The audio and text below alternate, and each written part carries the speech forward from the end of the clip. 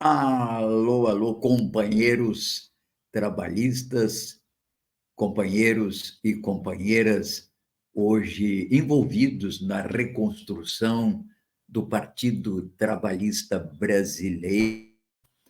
Estamos aqui abrindo mais um programa, o PTB Fio da História no Ar. Um programa que levamos ao ar toda sexta-feira, 19 às 20 horas, voltado à reconstituição da história do trabalhismo no Brasil, também a uma avaliação das questões políticas mais emergentes e com o objetivo de interagir aqui com companheiros e companheiras que estão hoje envolvidos nessa questão da reconstrução do trabalhismo.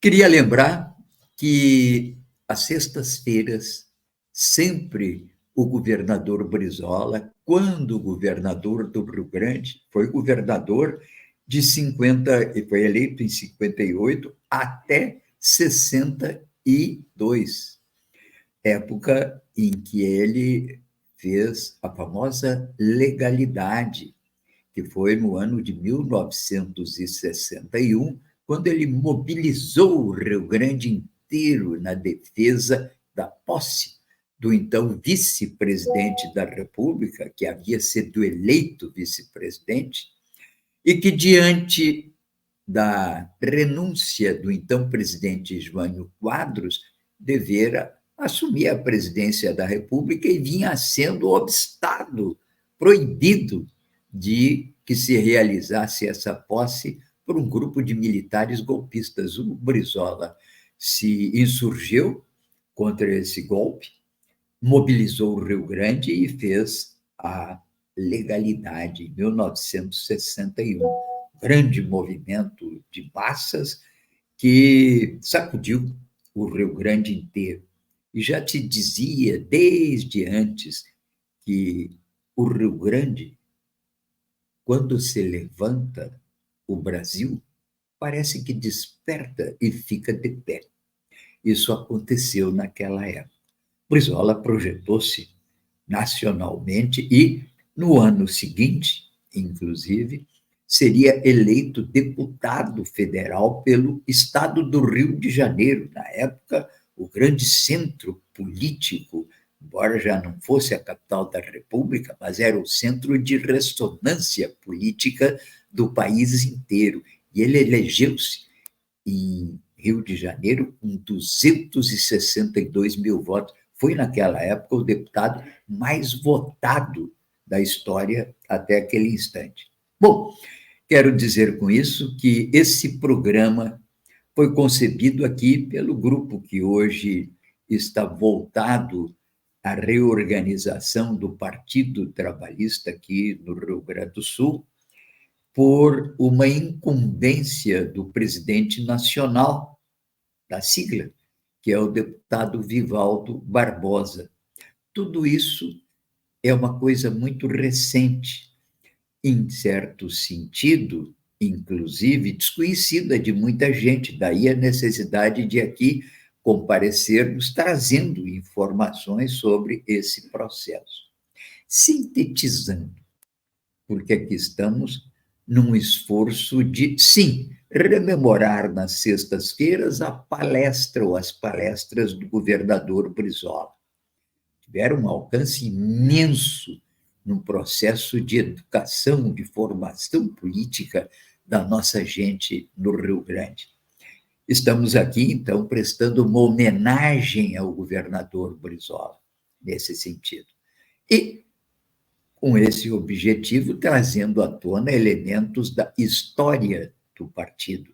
E é importante, então, que se lembre que o PTB, Partido Trabalhista Brasileiro, foi criado, aliás, em Porto Alegre, Rio Grande do Sul, por uma iniciativa do presidente Vargas em 1945. Já ele encerrando a primeira fase de seu governo, que se inaugurara com a Revolução de 30, como que antevia a redemocratização do país, que viria em 46, perdurou até 64, lamentavelmente não durou 20 anos, e percebeu que tinha que deixar também o país institucionalizado para o período que se abriria inevitavelmente. Criou dois partidos. O PSD, que era um partido mais voltado à articulação de lideranças que haviam surgido em todo o país, principalmente no interior, com a Revolução de 30. O Vargas, quando chegou ao poder, ele destituiu os governadores, que eram presidentes de Estado daquela época, e nomeou interventores. Esses interventores criaram uma nova política, e essa nova política vicejou no país inteiro, gerando interesses, gerando políticos, gerando, enfim, uma articulação em torno do projeto varguista que se insinuava.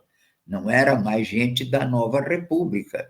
E não era também a grande massa de trabalhadores que vinha se concentrando nas grandes cidades com a urbanização crescente do Brasil. A nossa população, mais ou menos, seguia, em termos numéricos, as décadas. Por exemplo, lá em 1920, éramos 20 milhões. Em 30, éramos uns 30 milhões. A maior parte da população brasileira vivendo no campo, 85% dos brasileiros vivendo no campo.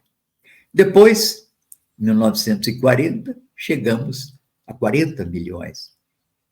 Chegamos em 50, um pouco mais, já em torno de 60 milhões, porque se acentuava já o fluxo de população do campo para a cidade, e já as cidades também se multiplicavam, grandes cidades. Quando nós chegamos no Brasil em 1970, já Vargas não existia, era um outro contexto, aí então já a nossa população passou para 90 milhões em ação.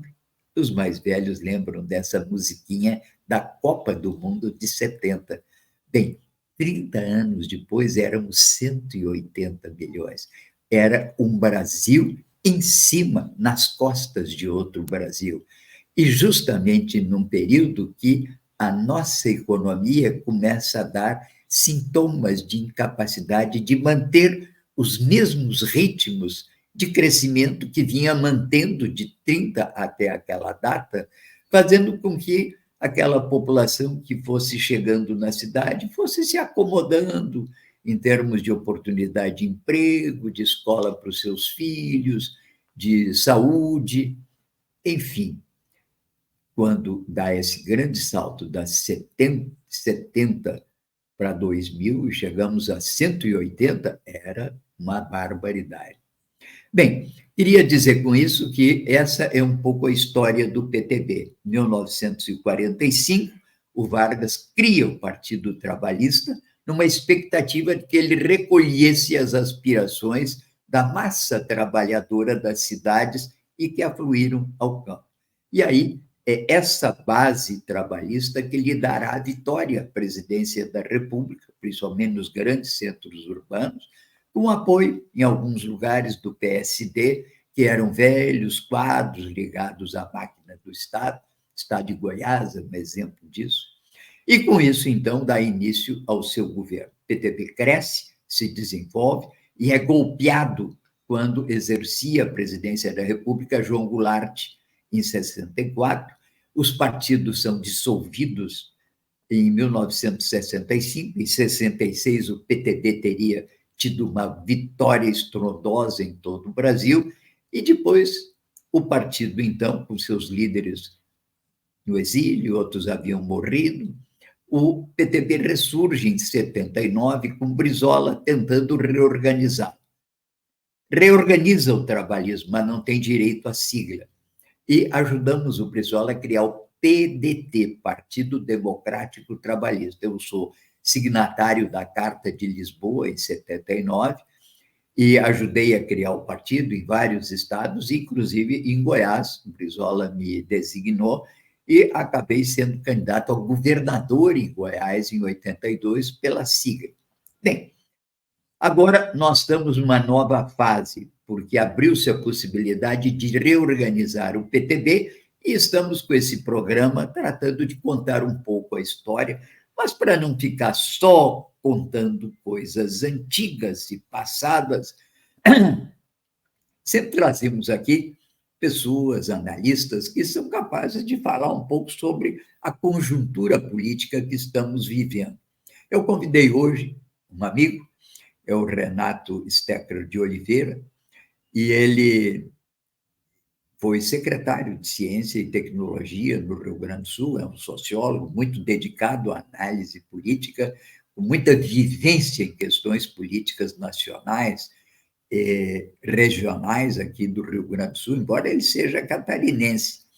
E o Renato, temos conversado muito. Eu o convidei aqui para que ele trouxesse hoje, nesse encontro, aqui o nosso programa. Renato, seja muito bem-vindo, grato pela tua presença. O Renato é um militante do Partido Socialista Brasileiro, recebemos com muita honra a nossa visão política desse PTB que renasce, ela é ecumênica, não temos nenhum desejo de monopolizar nem a legenda e nem muito menos a ideologia que é de valorização do trabalho.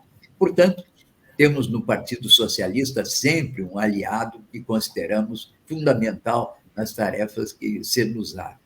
E eu, então, Renato, diante do que é hoje a contingência que estamos vivendo, né, que são as eleições que estão aí, né, eleições que estão comovendo o país inteiro. Daqui a 2 dias, todo mundo nas urnas, né?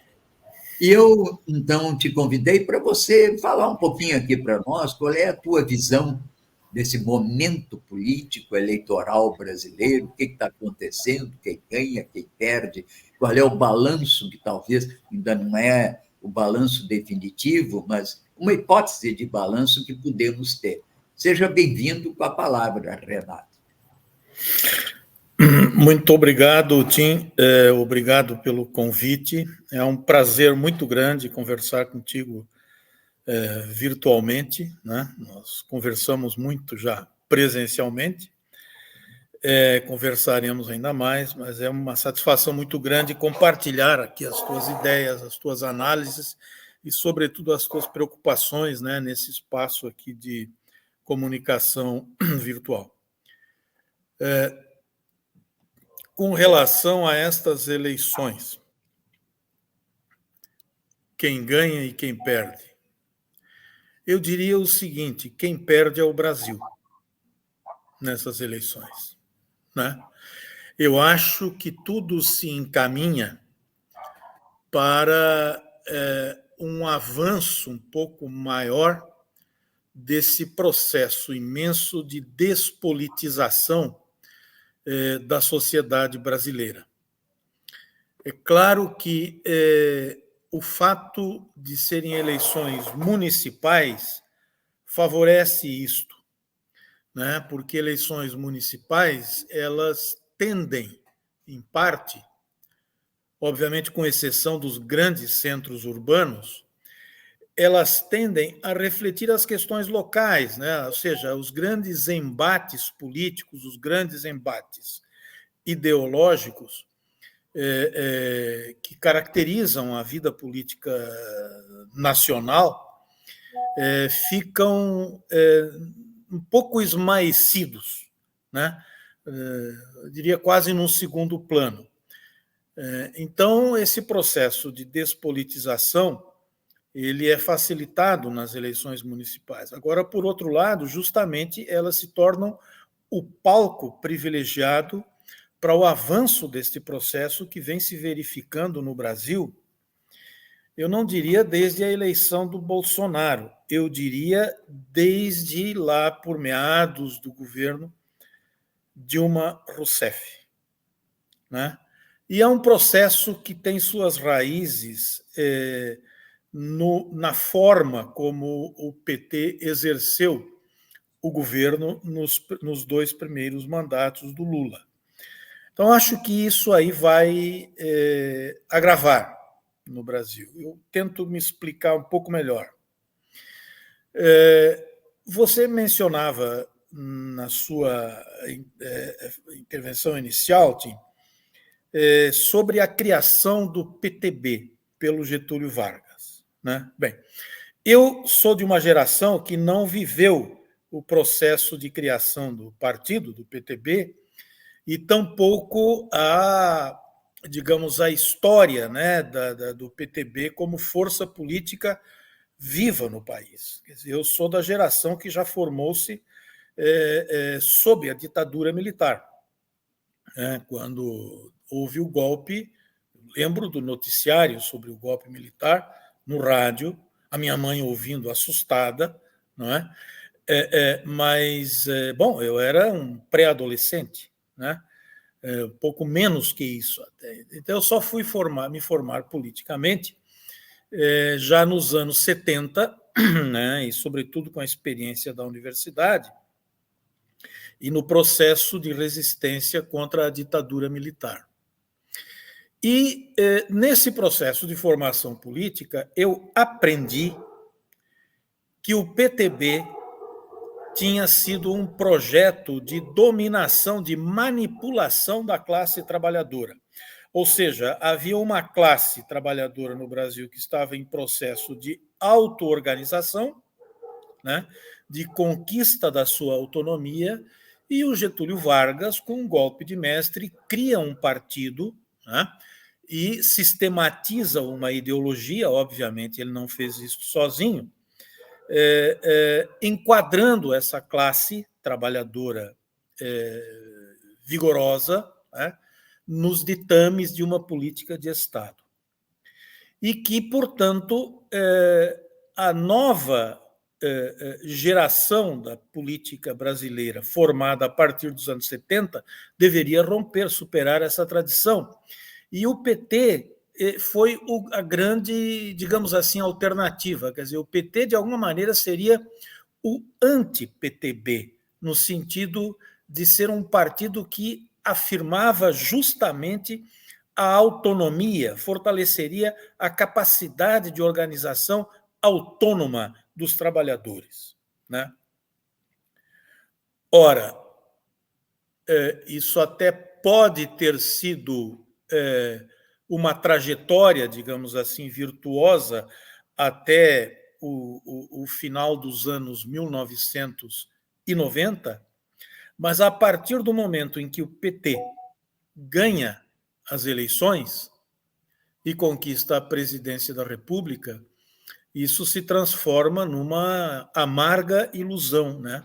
Ou seja, só por cinismo se poderia afirmar que o PT, no governo, estimulou o processo de auto-organização dos trabalhadores. Muito pelo contrário.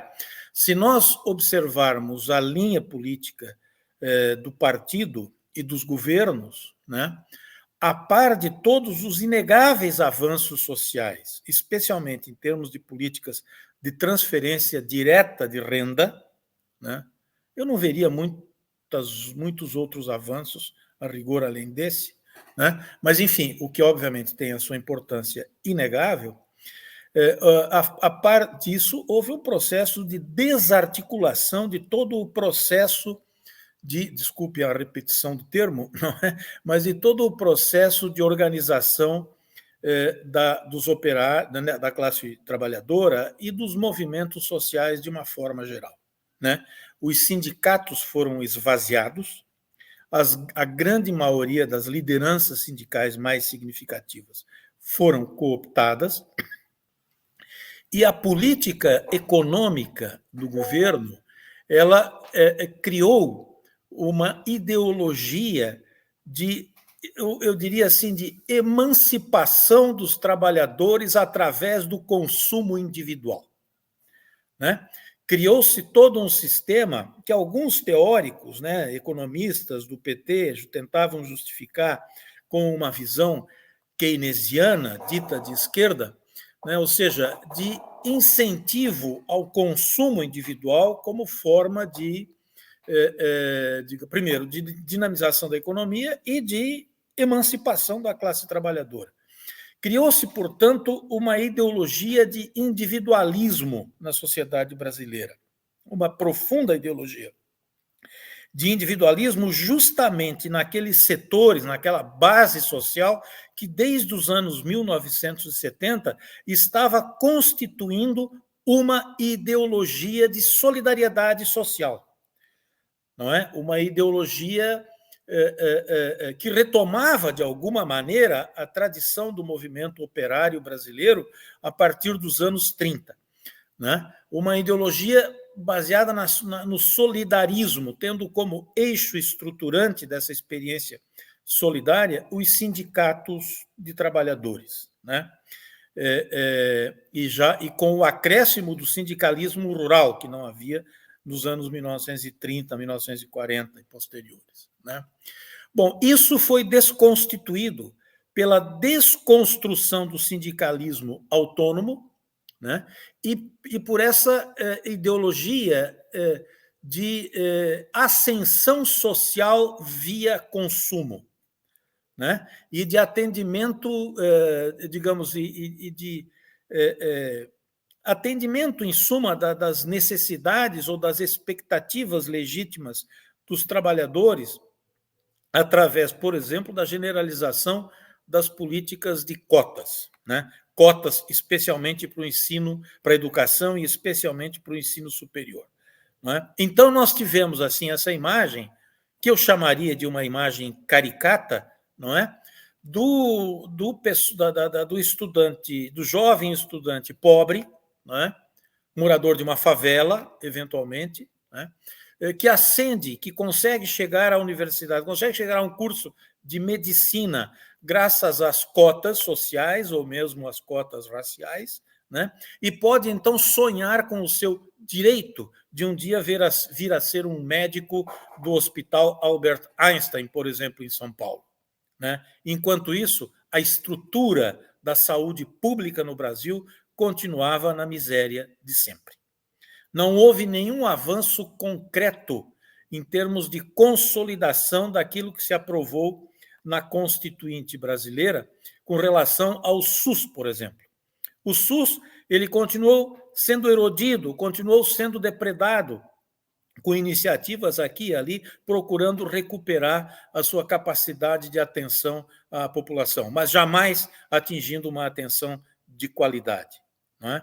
A mesma coisa se pode falar em termos da política educacional. Quer dizer, nada de concreto foi feito em matéria de qualificação do ensino público brasileiro. Aliás, o último grande avanço em termos de política de ensino, né, de política educacional no Brasil, vem do governo Fernando Henrique Cardoso, né, paradoxalmente, ironicamente, através do Fundeb, né, que foi uma criação, foi instituído na gestão do então ministro Paulo Renato Souza, no Ministério da Educação do governo Fernando Henrique Cardoso. Ou seja, políticas republicanas, propriamente ditas, elas estacionaram nesse último período. Obviamente, com isso, a base da esquerda, a base social da esquerda, ela saiu perdendo. Quer dizer, ela perdeu a sua sustentação, né? Perdeu as suas referências. Afinal de contas, somos de esquerda para quê? O que nos diferencia, né? Nós, moradores de uma periferia urbana, moradores de uma comunidade, numa favela, né? O que nos diferencia, né? Se nós temos uma ideologia de esquerda, com toda essa massa de pessoas individualistas que procuram, digamos, resolver os seus problemas com base na sua malandragem individual, na sua capacidade de iniciativa pessoal, não é? Posto que é isto que o governo incentiva, né? Era isso que o governo incentivava. Criou-se o período, né? Quer dizer, foi o período daquilo que um sociólogo a meu ver, um sociólogo muito equivocado, mas, enfim, né, o sociólogo Gessé de Souza, da Universidade Federal do Espírito Santo, o período dos chamados batalhadores. Né? Veja bem, nós saímos do universo dos trabalhadores, o que supõe uma economia organizada e instituições organizadas do trabalho, o que é fundamental, não é?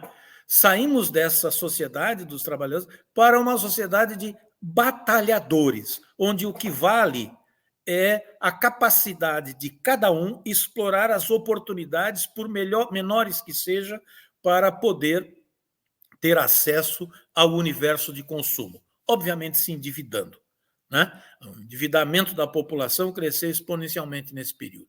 Bom, então, isso minou as bases de uma política de esquerda, ou seja, minou as bases de sustentação de uma digamos, de um republicanismo democrático, eu diria, no país. Tá?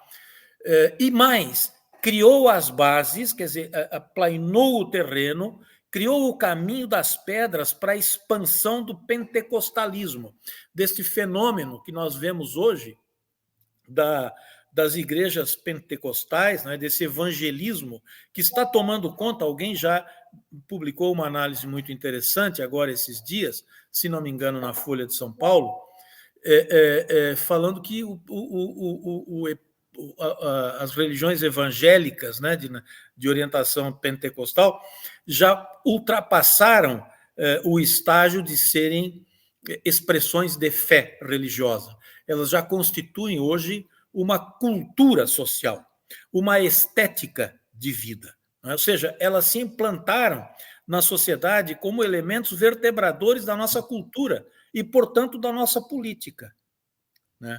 E isso é o que nós estamos assistindo hoje na... Isso.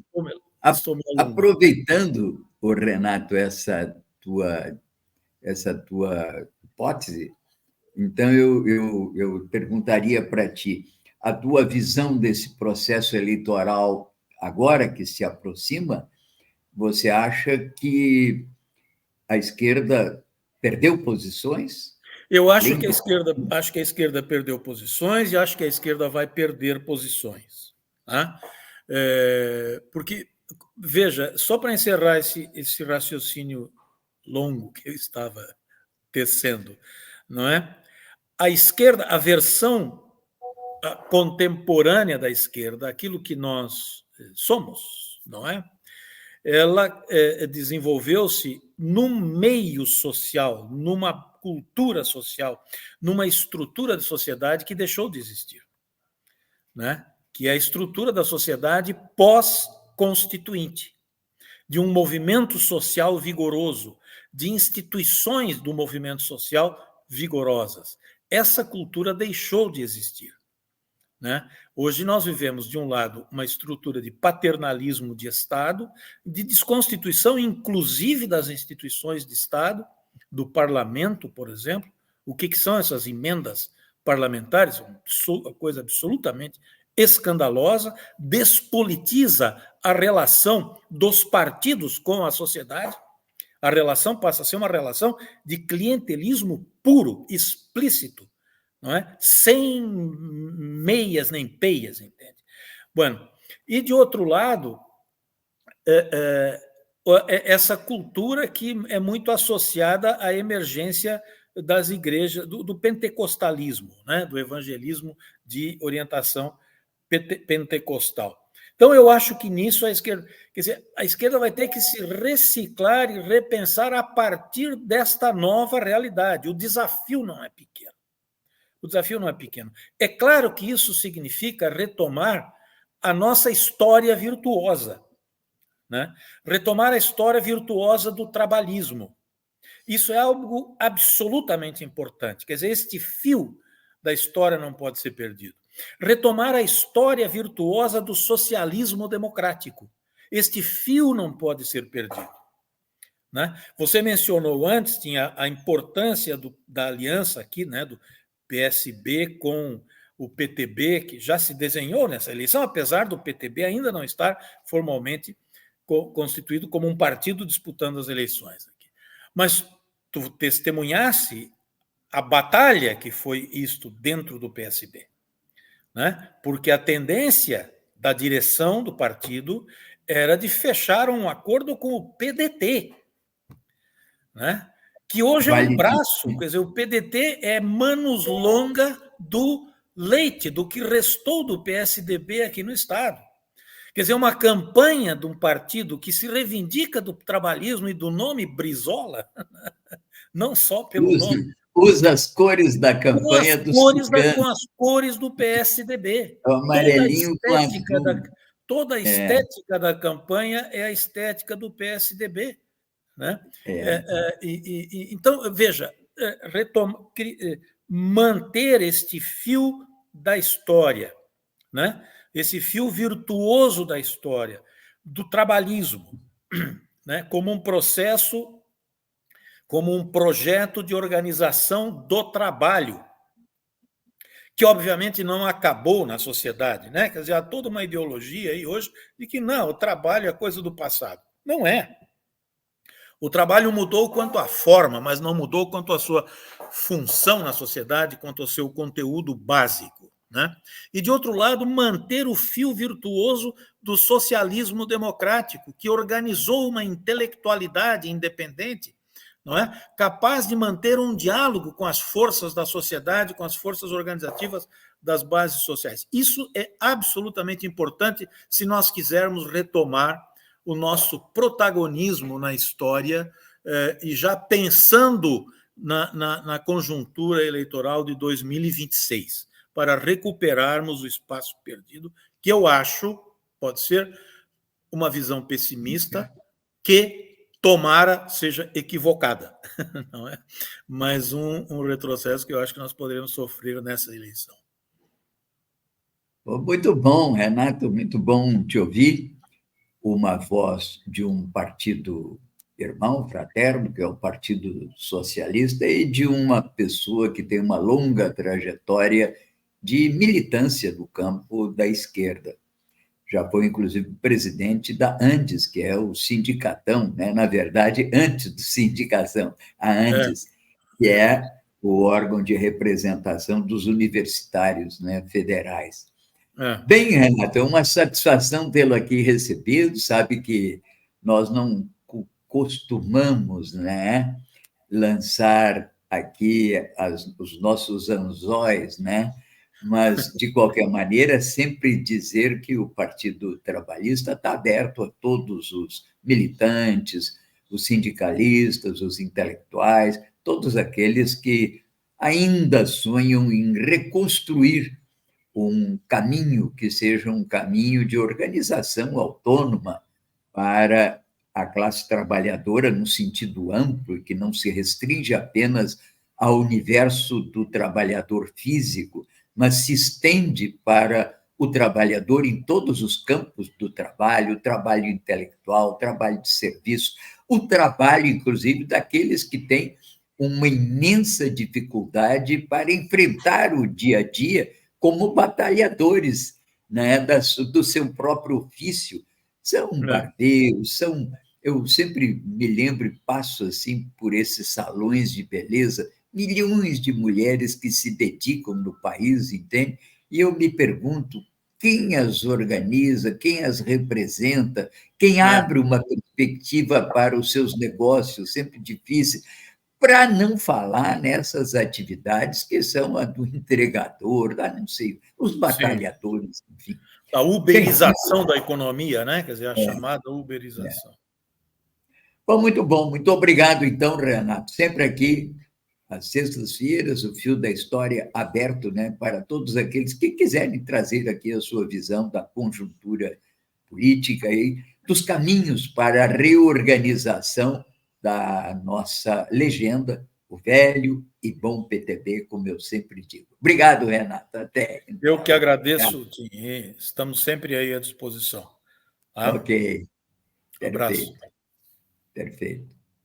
Bom, aqui retomamos, então, o nosso fio da história, agradecendo, Celito, aí, a tua contribuição também, grato pelo Renato mais uma vez, e voltamos aqui com o nosso fio da história, né?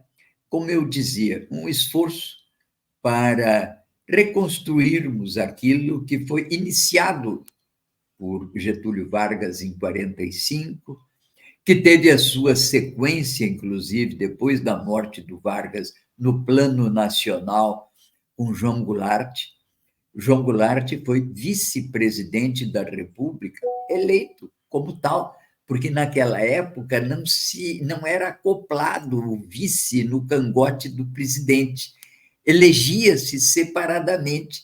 E o Jango, que era, como era conhecido, o Jango, do PTB, Partido Trabalhista Brasileiro, elegeu-se como vice na chapa do presidente Kubitschek, que não era do PTB, mas estava numa aliança com o PTB, e depois foi eleito também em 1960, quando a disputa para a presidência foi entre o general Lott e o Jânio Quadros.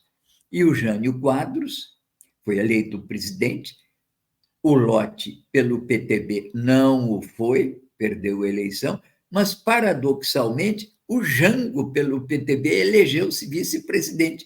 Por isso, ele viria a ocupar a presidência da República em agosto de 1961, quando, então, se demitira o presidente Jânio Quadros, abrindo, inclusive, uma crise que, como eu falei aqui no início, quase que resulta numa guerra civil no país, porque foi o Rio Grande, através do seu governador, que exigiu, na forma da lei e da Constituição, exigiu o mandamento constitucional da posse do vice-presidente eleito.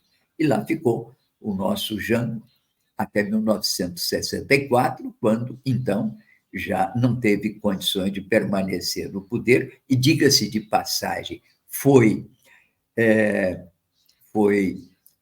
considerado ausente do país para que pudessem dar a presidência do país ao presidente da Câmara, quando o Jango ainda estava no Rio Grande do Sul.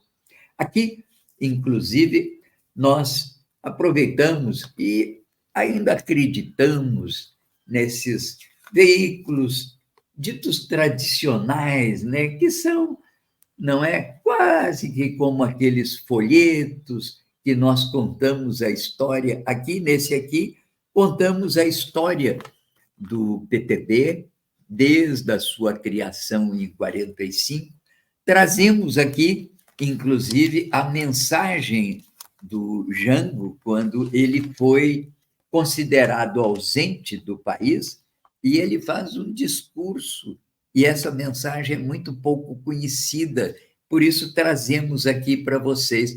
Esse é um programa que é um pouco, naturalmente, também de história. A política é história. E quem não recupera e não conhece a sua história está fadado a cometer erros no futuro. Esse país tem história. Esse país tem gente que batalhou pela conquista das suas liberdades, pela conquista de direitos, desde o período colonial.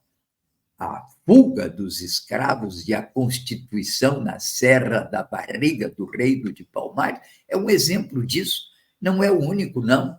Aqui no Rio Grande do Sul, no campo das Missões, na área das Missões, nas guerras guaraníticas, o Sepete Araju, que era um grande líder daqueles guaranis ali reunidos, imagine, aquilo era uma civilização, uma civilização. Tinha, sim, o dedo dos jesuítas, que, aliás, aqui chegaram numa época em que Coroa de Portugal estava unidas, de 1580 até 1640. E eles foram semeando aqui, primeiro as suas reduções, depois as missões. Mas era uma forma de organização humana. Décio Freitas, grande historiador do Rio Grande do Sul, por muitos considerado um dos grandes historiadores do país, tem um livro dedicado à história das missões jesuíticas. isso era 1756, 54. Ali havia mais de 30 reduções, e havia aquelas que eram 7 povos mais organizados. Havia áreas ali, urbanas, já organizadas, de 5 a 10 mil índios. Vejam que, nessa época, Rio de Janeiro, Salvador, antiga capital, que já exatamente nesse período se transferiria para o Rio, tinha 10 mil, mas era só uma cidade.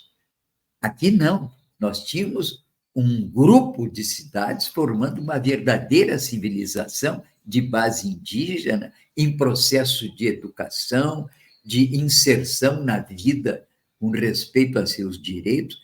Bom, isso tudo foi destruído, não sem a resistência dos índios. Eles resistem heroicamente, e a grande vítima disso é Sepete Araju, que tinha, não é, como seu lema, essa terra tem dono, o mesmo lema que hoje move o movimento dos trabalhadores sem terra. Quero dizer que aqui no Brasil sempre houve resistência, desde o período colonial, depois nas lutas republicanas, pela luta pela conquista da autonomia do país, e não cessaram com a conquista da independência, continuaram. Nós tivemos aqui uma intensa mobilização popular, desde a proclamação da independência de 22, que passou pela Confederação do Equador. Depois o país foi varrido por várias revoltas, como a cabanagem, aqui no Rio Grande do Sul, também fazendo parte desse processo de ebulição em busca de uma alternativa autônoma para o país. Aqui, a Revolução Farroupilha foi depois da independência, de 1835. Bem, quero dizer com isso que o país sempre teve quem lutasse pela sua autonomia, pelas suas liberdades, pelos seus interesses nacionais. Portanto, isso não é um fenômeno contemporâneo, isso é um fenômeno histórico.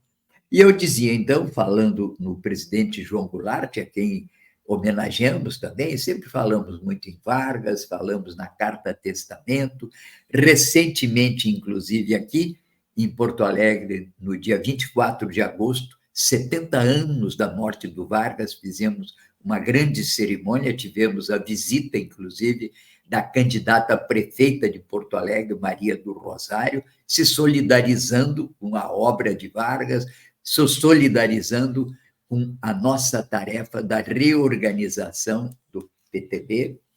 E, às vezes, falamos também muito do Brizola, porque o Brizola, enquanto o Vargas e o Jango eram figuras mais nacionais, o Brizola foi a figura central do trabalhismo no Rio Grande do Sul.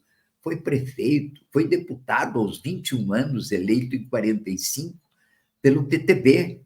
Depois foi eleito prefeito de Porto Alegre, muito jovem, e já em seguida exerceu o governo do Estado em 58 e saiu muito jovem ainda, com uma projeção muito grande. Então, mas é importante que a gente fale sempre no Jango, o presidente Jango. E eu dizia que ele foi considerado ausente do país e declararam com essa ausência um presidente que era um presidente fantoche, porque o Jango ainda estava no país, e ele, inclusive, deixou testemunho dessa presença no dia 1º de maio, 1º de abril de 64.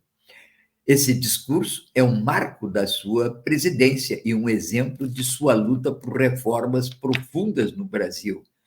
Ele foi proferido durante uma grande manifestação popular que destacou a urgência das reformas de base. Ele falou nesse discurso do dia 13 de março, falou no 1º de maio, depois, ele falou no dia 13 de março, depois falou no dia 1º de abril, quando já em processo de deposição. E ele diz: trabalhadores do Brasil, nesta noite histórica, reunidos nesta praça, reafirmo o compromisso do meu governo com as reformas de base. Aqui, As reformas propostas visam garantir maior justiça social e econômica para todos. A reforma agrária é essencial para redistribuir terras e dar ao trabalhador rural o direito de propriedade. É inadmissível que, num país tão vasto, existam latifúndios improdutivos, enquanto milhões carecem de terra para cultivar. A reforma urbana visa garantir moradia digna para todos. Não podemos tolerar que milhões vivam em condições subhumanas nas periferias da cidade. A reforma educacional é crucial para erradicar o analfabetismo e assegurar que todas as crianças tenham acesso à educação de qualidade. Essas reformas só serão possíveis com a união e determinação de todos nós. Bem, aqui queria destacar que o presidente João Goulart, portanto, merece toda a nossa reverência pelo seu trabalho em defesa das reformas de base e de prosseguimento do que era a plataforma de mudanças estruturais propostas pelo trabalhismo durante o seu governo, de 61 a 64. Bem, agora, então, estamos já numa nova fase. O PTB, que não foi permitido ao Brizola organizar, quando de sua vinda, em 79, em 80, ele já entrega os documentos ao Tribunal Superior Eleitoral, não lhe permitem organizar o PTB. Então, ele organizou, com o concurso de todos nós que contribuímos para isso, organizou o Partido Democrático Trabalhista. Eu estive junto em todas essas ocasiões, estava junto com ele em Lisboa, estive junto também na entrega dos documentos do Supremo Tribunal Federal, no primeiro dia útil, quando entregamos toda a documentação para podermos organizar o PTB, não nos foi permitido. Naquela época, ainda sob regime militar, preferiram entregar sigla para oportunistas. O último deles foi Roberto Jefferson, que hoje vegeta provavelmente em alguma cárcere do Rio, condenado a vários anos de prisão, porque enfrentou a Polícia Federal, que foi lhe prender a rajadas de metralhadora e granadas, etc. Uma barbaridade. Colocou a sigla a serviço da extrema-direita. Bem, verdade que eles foram embora, abandonaram a sigla, e nós, velhos trabalhistas, que acompanhamos a trajetória do Brizola, eu, desde a legalidade, em 61, não sou anterior a isso, mas em 61, sim, já fiz a legalidade, nessa época, como militar. Era cadete aqui na Escola de Cadetes de Porto Alegre. E, portanto, tenho a honra de ter servido a esse grande comandante, líder político que foi o Brizola. E, nesse processo, agora estamos empenhados em reorganizar a sigla. Estamos autorizados pelo Tribunal Superior Eleitoral para iniciar em todo o país uma tarefa de busca de apoiamento, estamos empenhados nisso, no Brasil inteiro. Nosso presidente nacional é o ex-deputado Vivaldo Barbosa, muito ligado ao Brizola, foi seu secretário de Justiça. Nosso vice-presidente é o João Lionel, sobrinho do Brizola, e que tem, inclusive, nos dado sempre a honra de estar junto conosco aqui no Rio Grande do Sul.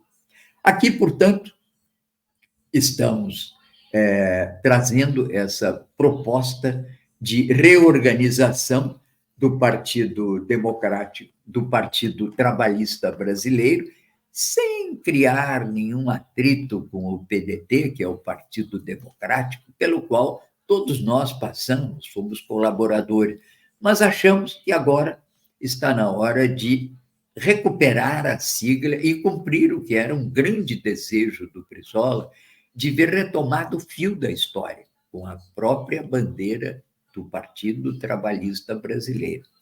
Aqui, então, estamos agora voltados a essa reorganização, daí porque esse programa que sempre aqui fazemos, que fica gravado aí no Facebook oportunamente vamos ter outras formas de comunicação, também por rádio, e vamos convocando todos aqueles que admiram e que se voltam para a solidariedade com os trabalhadores, para que conosco participem dessa tarefa. O PTB, aqui no Rio Grande do Sul, já está organizado. Ele já foi designado pela direção nacional do partido e tem como presidente esse que vos fala, Paulo Tim, professor aposentado. Tem também outros vice-presidentes. O primeiro vice-presidente é o Joaquim Monks, coronel reformado da Brigada Militar, ex-deputado pelo PMDB estadual, poeta consagrado e membro da Academia Rio-Grandense de Letras. O vice-presidente de Assuntos Sociais é a Débora Brizola Caselli, também sobrinha do Brizola, socióloga. O vice-presidente de Assuntos Políticos é o rio-grandino de Povo Novo, Joaquim Terra Pinto, muito conhecido, velho militante aqui dos movimentos sociais, professor aposentado, também ex-dirigente do CEPERS. O vice-presidente de Assuntos Culturais é o nosso companheiro Bolívar Gomes de Almeida, livreiro consagrado, um intelectual de grande respeito em Porto Alegre. O primeiro secretário é o Cássio Moreira, economista, é uma pessoa de grande formação. Hoje, ele concorre como vereador pela sigla que foi permitida a ele, representando o nosso grupo trabalhista do PTB, ao lado de Maria do Rosário, do PT. Portanto, é o Cássio Moreira, que é o nosso candidato a vereador por Porto Alegre. O segundo secretário é o Alexandre Cruz, que é um jornalista e que também tem participado e é geralmente quem organiza, inclusive, as nossas reuniões aqui. O tesoureiro é o contador Itacir Cadori e ele aqui também, Newton Policena, é um líder comunitário, ex-morador de rua, que também participa dessa direção regional, atualmente morando em Torres.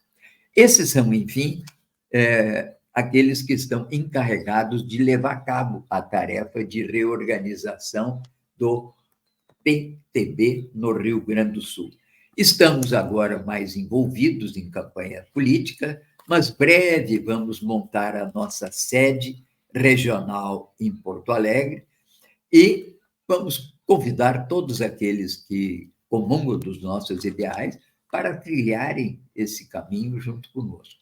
Lembrando que a nossa meta fundamental é revirar lá na história aquilo que motivou o governo Vargas, que motivou o governo Jango e que motivou Brizola ao longo de toda a sua vida. Um processo de construção do desenvolvimento nacional, com forte base na indústria e na autonomia tecnológica do país, fazendo com que, para tanto, se necessário, sustentemos sólidas empresas estatais que darão o suporte para esse projeto de soberania nacional, fazendo com que, dessa forma, não fiquemos apenas nesse liberalismo político, né? Imaginando que todos aqueles nascem cidadãos. Não. O brasileiro ele se faz cidadão na medida em que a sociedade e o Estado lhes dão as condições para exercer a efetiva cidadania. O que ele tem é uma certidão de nascimento que o vento leva e pode deixá-lo na rua da amargura, mas é o processo de desenvolvimento, uma economia organizada, com defesa de interesses nacionais, emprego para todos, forma de apoio a todas as iniciativas de microempresários e de promotores da cultura nos vários campos e das economias, que são economias de tipo solidária, que se desenvolvem em feiras de artesanato por esse Brasil inteiro, que tem, enfim, aí um mecanismo de inserção na vida do país. e portanto, de formação de uma consciência que seja capaz de retirá-lo da manipulação com esses inventores de moda, né? Que simplesmente vendem ilusões que jamais se cumprem na realidade concreta da economia, do emprego, da renda, do bom salário para todos. Esse é o nosso compromisso aqui do PTB. Para encerrar, sempre trazemos aqui a nossa máxima, né, que aqui lembramos, não é? A gente diz, vocês são saudosistas, a realidade é outra, o Brasil mudou. Não, nós não somos saudosistas. É o passado das conquistas e das lutas do trabalhismo que habitam o coração de cada trabalhador, cada trabalhadora brasileira, porque sabem da obra que foi realizada por Vargas, por Jango Brizola, desde 1930.